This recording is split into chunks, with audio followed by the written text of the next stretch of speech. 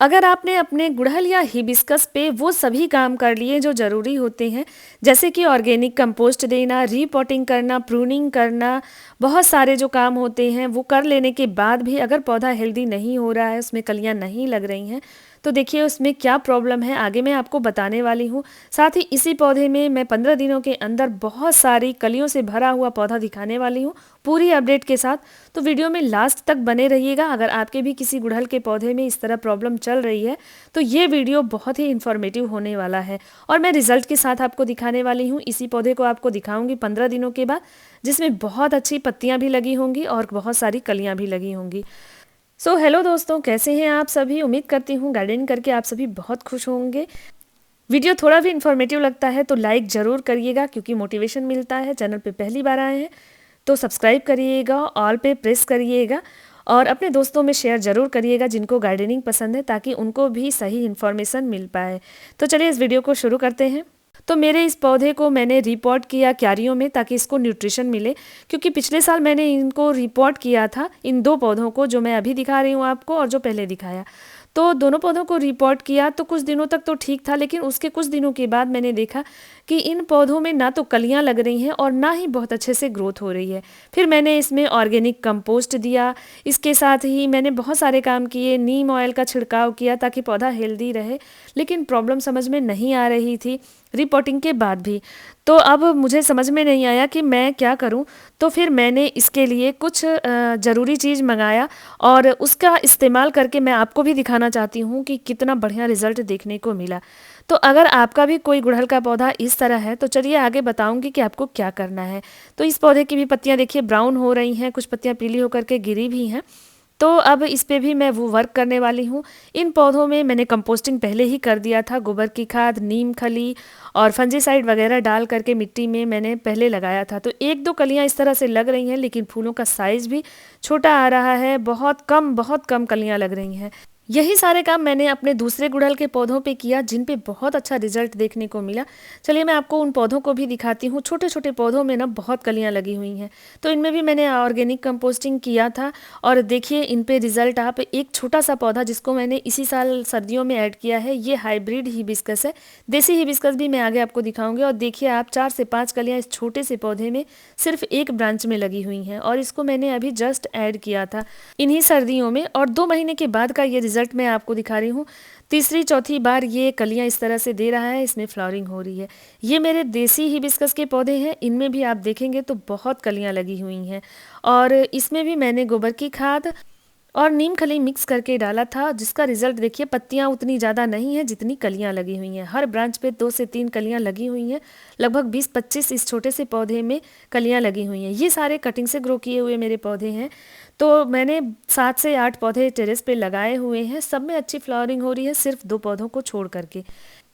तो यहाँ पे जितने भी मेरे हिबिस्कस हैं उनमें आप देखिए कितनी भरपूर कलियां लगी हुई हैं। और इसमें भी मैं ऑर्गेनिक कंपोस्ट ही इस्तेमाल करती हूँ, हमेशा से ऑर्गेनिक कंपोस्ट ही इस्तेमाल करती हूँ। कभी किचन वेस्ट कंपोस्ट मिट्टी में मिला देती हूँ, कभी गोबर की खाद, कभी वर्मी कंपोस्ट। इन्हीं सारी चीज़ों से अच्छा पौधा चलता रहता है, मुझे कोई भी ज़्यादा प्रयास करने की ज़रूरत नहीं होती है। महीने में या कभी 20 दिन में इस तरह से एक बार कंपोस्टिंग कर देते हैं। लेकिन इन 2 पौधों में ये सारी चीज़ें काम नहीं कर रही हैं। तो अब हमें क्या करना है, हम करेंगे अच्छे से गुड़ाई पौधों की। दोनों ही पौधों की खूब अच्छे से मैं यहाँ पे गुड़ाई करूँगी। गुड़ाई करके और इसके बाद इसकी मिट्टी में हम एक ऐसी चीज़ मिलाएंगे जिससे इस पौधे में फोटोसिंथेसिस की रेट बढ़ेगी, और साथ में मतलब ये पौधा अच्छे से फोटोसिंथेसिस करने लगेगा। इसको अच्छे जो माइक्रो न्यूट्रिएंट्स हैं वो सारे मिलने लगेंगे। इन पौधों में ना माइक्रो न्यूट्रिएंट्स की कमी हो गई है, जिसकी वजह से हम जो भी कंपोस्ट वगैरह दे रहे हैं तो वो पौधे को नहीं मिल पा रहा है और हमारा पौधा हेल्दी नहीं हो पा रहा है। तो इन सब का इलाज मैंने कर लिया है और रिजल्ट के साथ आप देखिएगा। ये आगे जो मैं बताने जा रही हूँ ये आप तभी करिएगा जब आप ऑर्गेनिक कंपोस्ट देते हैं पौधे में और पौधे में ग्रोथ और फूल कलियाँ नहीं लग रही हैं, तब आप करिएगा। अगर फूल कलियाँ लग रही हैं तो ऑर्गेनिक कंपोस्ट बेस्ट होता है, लेकिन अगर नहीं लग रही हैं तो आपको ये प्रोसेस करना है। अगर आपका पौधा इस तरह से बीमार दिख रहा है तो दोनों पौधों की खूब अच्छे से गुड़ाई करना है मिट्टी की, और ये कंपोस्टिंग करने के बाद ही करना है। पहले आपको मिट्टी में ऑर्गेनिक कंपोस्ट देना है, उसके 2-4-5 दिन के बाद ये प्रोसेस करिएगा। तो खूब अच्छे से गुड़ाई करने के बाद अब हम इसमें ऐड करेंगे कम से कम 1 से 1.5 चम्मच भर करके एप्सम सॉल्ट का। ये मैग्नीशियम सल्फेट होता है।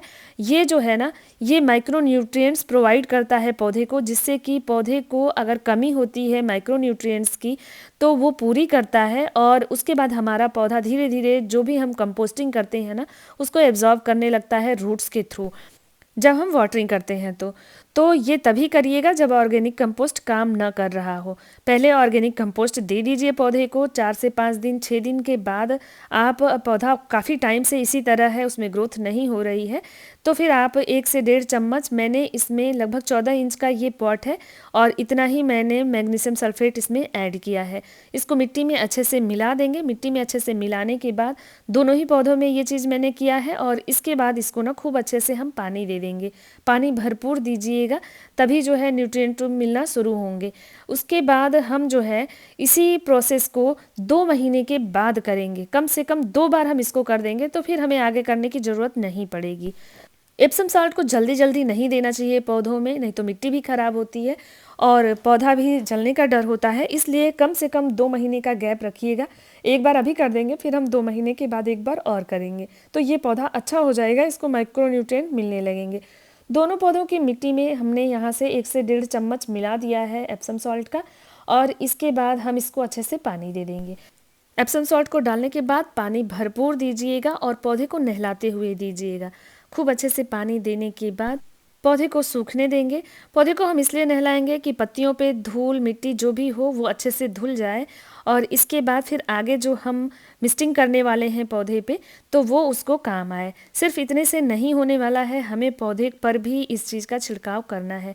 तो यहाँ पे 1 लीटर पानी में मैंने 1 चम्मच लगभग एप्सम सॉल्ट लिया है फिर से, और इसको हम स्प्रे करेंगे अपने पौधे के ऊपर, इसलिए पौधे को धुलना ज़रूरी होता है। हो सके तो ये काम नेक्स्ट डे मॉर्निंग में करिए। वैसे ये काम अगर आप शाम के टाइम में करते हैं तो ज़्यादा बेस्ट होता है, तो सुबह या शाम दोनों कर सकते हैं, लेकिन बेस्ट टाइम शाम होता है। तो मैंने शाम को ये अप्लाई किया है। इसके बाद देखिए पानी देने के 1 दिन के बाद फिर मैंने ये एप्सम सॉल्ट 1 लीटर पानी में घोल लिया है। सिर्फ 1 चम्मच डालना है और अच्छे से ये घुल जाता है पानी में जाते ही, और इसके बाद खूब अच्छे से पौधे पे हमें मिस्टिंग करनी है। खूब अच्छे से नहलाते हुए पौधे की पत्तियों को हमें इसको देना है, और इसके बाद ना ठीक 15 दिन के बाद आप रिज़ल्ट देखेंगे। मैं 15 दिन के बाद 16वें दिन आपको रिज़ल्ट अभी दिखाती हूँ इन दोनों ही पौधों पे कितनी कलियाँ और कितने जो है अच्छे से पत्तियाँ आ गई हैं, और ये 100% वर्किंग है। आप कर सकते हैं, बस मात्रा ज़्यादा मत रखिएगा, क्योंकि अगर आप मात्रा ज़्यादा रखेंगे तो पौधे जलने की भी उम्मीद होती है। तो ये देखिए 15 से 16 दिनों के बाद सेम पौधे की आप ग्रोथ देख सकते हैं। ये पत्तियां आप देख सकते हैं, इनमें कितनी पत्तियां भी आ गई हैं, पौधा कितना ही सुंदर लगने लगा है। और इसके बाद जितनी भी ब्रांचेज हैं हर ब्रांच पे 3 से 4 ऐसे कलियां लगी हुई हैं, और ये कलियां जब खिलेंगी ना तो कलर भी बहुत सुंदर आएगा और फूलों की साइज भी आपको बढ़ी हुई रहेगी।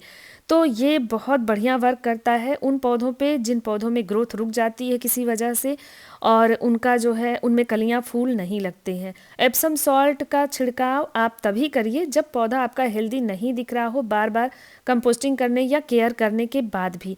अगर आप पौधे को ऐसे ही छोड़े हुए हैं तो अप्लाई मत करिए। पहले ऑर्गेनिक कंपोस्ट अप्लाई करिए, नीम ऑयल का छिड़काव करिए, नीम खली का प्रयोग करिए, इन सारी चीज़ों को करिए जितना हो सके। अगर उसके बाद भी ग्रोथ नहीं होती है, प्रॉब्लम लगातार बनी हुई है, तब आप एप्सम सॉल्ट या मैग्नीशियम सल्फेट का जो प्रयोग है वो करिए पौधे पे, और उसका रिजल्ट बहुत अच्छा आपको आएगा। पौधों की ग्रोथ को फास्ट कर देता है, इसलिए एप्सम सॉल्ट का इस्तेमाल हम कर सकते हैं, लेकिन हमें बार बार इसका प्रयोग नहीं करना है। ये एक केमिकल कंपाउंड होता है, तो इसलिए हमें इससे बचना चाहिए। जब एकदम ही प्रॉब्लम ठीक ना हो तब हम इसका इस्तेमाल करें। 2 महीने के बाद फिर हम इसको इस्तेमाल कर सकते हैं। कम मात्रा रखिएगा तो पौधा आपका अच्छे से ग्रोथ करता रहेगा, अच्छी कलियां देता रहेगा, फूल देता रहेगा। साथ ही अगर कोई क्वेरी रह गई हो तो आप कमेंट करिएगा, मैं फिर से रिप्लाई करूंगी आपको, या मैं उस पर वीडियो भी बना दूंगी। तो होप ये इन्फॉर्मेशन अच्छी लगी होगी, तो like share subscribe. Thank you.